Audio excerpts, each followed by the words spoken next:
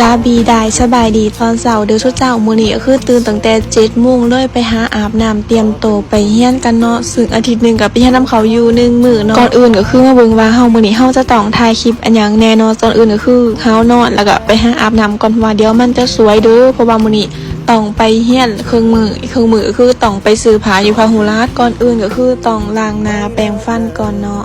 แท้ๆตัดคลิปมาอีกทีนึงก็คืออาบน้ำรวมเมื่อเดี๋ยวแล้วก็จะมาใส่รีเทนเนอร์เด้อเพราะว่าเมื่อคืนนี้ลืมใส่ชุดเจ้าซึ่งใส่อยู่แต่กะมันบ่คือสีนี่นะใส่อยู่สีม่วงสีน้ำเงินบ่ผิดตอนทำอีทีใส่ก็คือทั้งเจ็บทั้งใส่ทั้งน้ำตาไหลเพราะว่ามันเจ็บเนาะเพราะว่ากว่า10 มื้อเพิ่นจะสิได้ใส่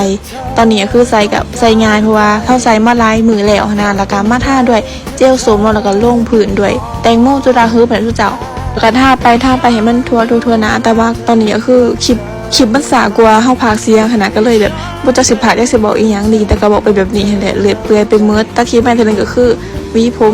บ่แม่นทาลิปเด้อลิปอันนี้คือซื้อจากเซเว่นเนาะทาแบบนี้ก็คือเรียบร้อยหมดแล้วก็ต่อมาก็จะมาวีผมทีบ่ได้วีตอนเช้าอันนี้ก็วีตอน2หั่นแหละจะสิวีตอนใดเนาะตอนนี้ก็คือมัดผมเรียบร้อยหมดแล้วเจ้าก็ได้หน้าตาประมาณนี้ที่ทาไปเนาะแล้วก็จะมาเตรียมโตวใส่เสื้อแขนยาวติดกระดุมเรียบร้อยเพราะว่าจะต้อง